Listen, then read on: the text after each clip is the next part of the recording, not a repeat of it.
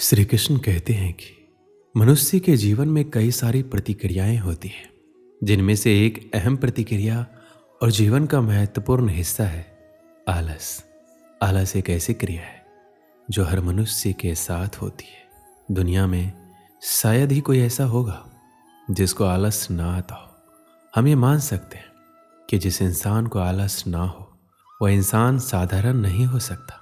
कई बार मजाक के रूप में हम ये कह भी देते हैं कि इस मिट्टी के बने हो। यदि आलस ने आपको घेर रखा है तो उस काम के फायदे के बारे में सोचिए जिसको आप आलस के कारण नहीं कर पा रहे हैं। ऐसा करने से आपके अंदर उस काम को करने की इच्छा होगी और आप एक्टिव हो जाएंगे। कई बार किसी बड़े काम को देखकर भी आलस आ जाता है। यदि ऐसा है तो उस काम को टुकड़ों में बांट लें। अब वही कार्य आसान हो जाएगा। पहले एक टुकड़े को पूरा करें, फिर कुछ समय बाद दूसरे को पूरा करें। जैसे जैसे काम पूरा होगा आपका आलस कम होता रहेगा। श्री कृष्ण ने भागवत गीता में कहा है, किसी भी कार्य को लगातार ना करें। ऐसा करने से आपको थकान होगी, आपको आलस घेर लेगा। काम करते हुए बीच बीच में थोड़ा आराम करते रहें। इस तरीके से आलस आपके पास नहीं आएगा और आप अपने काम को आसानी से पूरा कर लेंगे। हर व्यक्ति का एक लक्ष्य होता है। जब भी आप आलस महसूस करें तो तुरंत अपने लक्ष्य को याद करें। ऐसा करने से आप अच्छा महसूस करेंगे और आपका आलस तुरंत चला जाएगा। अगर आपका कोई लक्ष्य नहीं है तो उसे आज ही बनाएं और आलस से दूर भगाएं। यदि आप चाहते हैं कि आलस आपके पास ना आए तो एक समय में एक ही काम करें। कुछ लोग बहुत से काम एक दिन में या एक साथ करना चाहते हैं, लेकिन जब कार्यों को पूरा करने की शुरुआत करते हैं तो इतने कार्यों को देखकर आलस आ जाता है। अतः एक बार में एक ही कार्य करने की आदत डालें। किसी भी काम को टालना छोड़ दें, क्योंकि काम को टालना भी आलस कहलाता है। जो लोग काम को टालते हैं वो लोग आलसी लोग कहे जाते हैं। कार्य को टालते रहने से कार्य तो पूरा नहीं होता, बल्कि काम को टालने की आदत हो जाती है। तो कार्य को टालना बंद करो, आलस खुद ही भाग जाएगा। आप जो भी काम करें एक योजना बनाकर करें। किसी भी काम को योजना के साथ करने से आलस नहीं आता, बल्कि अच्छा लगता है, क्योंकि पता होता है कि हमें कौन सा काम कब करना है। आप अपने योजना में उतने ही कार्यों को जगह दें जितने आप कर सकें। अस्त व्यस्त जीवन से निराशा और आलस ही आता है, लेकिन योजना के साथ काम करने से आपको पता होता है कि कौन सा काम कब और कैसे करना है। ऐसा करने से आप अपने काम को प्यार करने लगेंगे। आलसी होने का मतलब है आप परिवर्तन से डरते हैं, इसलिए हर दिन कार्य को कल पर टालते जाते हैं। कल करेंगे, परसों करेंगे, अतः वो कार्य कभी पूर्ण नहीं होता। क्योंकि हम जहाँ पर हैं हम खुद को सुरक्षित महसूस करते हैं, अतः हम बदलाव से डरते हैं। हमें लगता है शायद हम अपनी सुरक्षा को खो देंगे। कर्म करने से इनकार करना कायरता की निशानी है। आलस्य और कायरता एक समान है। किसी भी इंसान को तब तक नहीं बदला जा सकता जब तक वो खुद बदलना ना चाहे।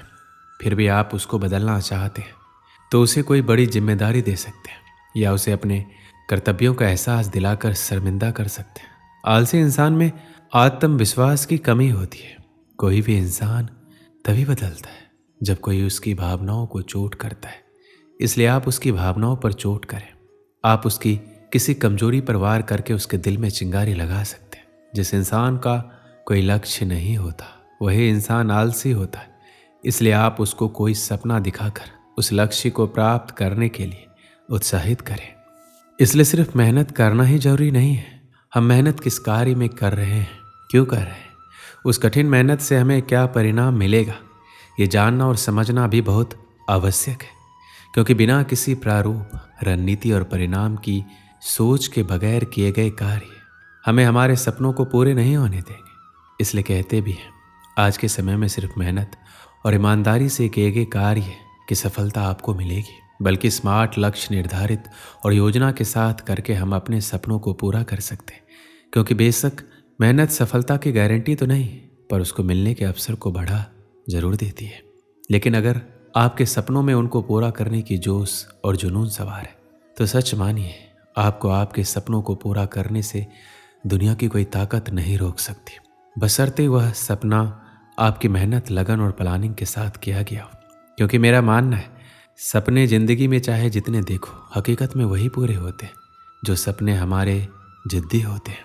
बचपन से ही हमारे माँ बाप हमें मेहनत के लिए कहते हैं, चाहे वो पढ़ाई हो या नौकरी, सब मेहनत की ही बात करते हैं। हमारे माता पिता मानते हैं कि आप जितनी मेहनत करोगे आपको उतनी ही सफलता मिलेगी। लेकिन दुनिया में अब तक कोई ऐसा शख्स नहीं हुआ जो सिर्फ मेहनत करके आगे बढ़ा हो। अगर मेहनत से सफलता मिलती तो आज मजदूरी करने वाले सबसे ज़्यादा सफल होते। ये बहुत ही अच्छा और उचित सवाल है कि मेहनत तो हम बहुत करते हैं, लेकिन हमें मन मुताबिक सफलता हासिल नहीं होता। क्योंकि अगर मेहनत की बात करें तो सिर्फ मेहनत करने से सफलता नहीं मिलती और ना ही सपने पूरे होते। अगर ऐसा संभव होता तो आज के समय में एक मजदूर सबसे ज़्यादा सफल और पैसे वाला इंसान होता। क्योंकि सबसे ज़्यादा मेहनत तो असल में वही करता है। वही दूसरी तरफ वो लोग होते हैं जिन्हें हम आलसी बोलते हैं, बल्कि ऐसा कतई नहीं है। वह किसी काम को करना नहीं चाहते, बल्कि वह हर काम को शॉर्टकट तरीके से करना पसंद करते हैं। आप जब उनको देखेंगे तो सोचेंगे कि यह खाली ही बैठा रहता है, लेकिन असल में हर काम वो जल्दी कर लेता है और फिर खाली होकर बैठ जाता है और खाली समय में नई नई जानकारी हासिल करता है। इंसान और मशीन में इतना ही फर्क है कि इंसान सोच सकता है और हर चीज़ का रास्ता निकाल सकता है। आपने एक कहावत सुनी होगी जिसमें दो लकड़हारे पेड़ काटते हैं, एक समय लगाकर कुल्हाड़ी को धार कर देता है और वही दूसरा पेड़ काटने पर ध्यान देता है, जिस कारण वह ज़्यादा मेहनत करने के बावजूद कम पेड़ काट पाता है और बिल्कुल आराम नहीं कर पाता। इंसान को हर काम सोच समझ कर करना चाहिए, क्योंकि मेहनत तो गधे भी करते हैं। तो आज ही से हर काम को नए तरीके से करने की कोशिश करो, क्योंकि सिर्फ मेहनत से सफलता नहीं मिलती। एक समय की बात है, एक गांव में एक छोटा सा गुरुकुल था। वहाँ सभी शिष्य गुरुजी के मार्गदर्शन में पढ़ा करते थे, लेकिन उन सभी बच्चों में एक विद्यार्थी बहुत ही आलसी प्रवृत्ति का था, क्योंकि वो हर बार आज के काम को कल पर और कल के काम को परसों पर टाल देता था। गुरुजी उसकी इस गंदी आदत से बेहद परेशान थे। इस कारण गुरुजी ने काफ़ी सोच विचार कर उसे कैसे समझाया जाए इसके लिए एक रणनीति बनाई। अगले दिन गुरुजी ने उससे कहा, मैं तुम्हें ये काला पत्थर देने जा रहा हूँ। इसे तुम किसी भी लोहे की चीज़ पर घिसोगे तो वो सोने की बन जाएगी, लेकिन तुम्हारे पास कल सूर्यास्त तक का ही समय है। सूर्यास्त के बाद ये पत्थर काम करना बंद कर देगा और मैं तुमसे ये पत्थर वापस ले लूँगा। इतना कहकर गुरुजी वहाँ से चले जाते। आलसी शिष्य बहुत खुश होता है और मन ही मन वो नई चीज़ों को खरीदने के बारे में सोचता रहता है और मन ही मन बरबराता रहता है, मैं इस सोने का ये करूँगा वो करूँगा। आलसी शिष्य बहुत सारे ख्वाब तो बुन लिए थे, लेकिन उन्हें पूरा करने के लिए प्रयास नहीं कर रहा था। आलसी शिष्य ने सोचा, अभी तो मेरे पास बहुत सा समय है, इसलिए अभी थोड़ी देर सो जाता हूँ। नींद में भी वो आलसी शिष्य बहुत बड़े बड़े सपने देख रहा होता है और बस सोचता ही रहता है। आलसी शिष्य को सोचते सोचते पूरा एक दिन बीत जाता है और वो आलसी शिष्य अभी भी सोच ही रहा होता है। वो बरबराता है, अभी तो मेरे पास पूरी शाम पड़ी है, मैं इन सभी सपनों को बहुत ही जल्द पूरा कर लूँगा, इसलिए अभी थोड़ा आराम कर लेता हूँ और फिर जब उठूँगा तब इन सपनों को पूरा कर लूँगा। जब वो नींद से उठता है तो दोपहर हो जाती है। वो दोपहर का खाना खाने लग जाता है और अब आलसी शिष्य घड़ी की तरफ देखता है, सोचता है अभी तो पूरे 4 घंटे बचे हैं सूर्यास्त होने में, इतनी देर तक मैं क्या करूँगा, इसलिए थोड़ा आराम ही कर लेता हूँ। आलसी शिष्य शाम को नींद से उठता है और घड़ी को देखकर दौड़ा दौड़ा बाहर भागता है और लोहे की चीज़ ढूंढने में लग जाता है। लेकिन रास्ते में गुरुजी उससे मिल जाते और उससे वो पत्थर वापस ले लेते और बोलते हैं, अब तुम्हारा समय समाप्त हुआ, अब शाम हो चुकी है और सूर्यास्त भी हो गया है। आलसी शिष्य को पछतावा होता है और उसे समय के महत्व का एहसास होता है। इस कहानी से हमें क्या सीख मिलती है? हमारा भी यही हाल है। हम भी आज के काम को कल पर, कल के काम को परसों पर टालते रहते हैं, जिसके कारण वो काम कभी नहीं हो पाता। इसलिए तो कहा गया है कि कल कभी नहीं आता, जो करना है आज ही करो। हमें काम को कल पर नहीं टालना चाहिए।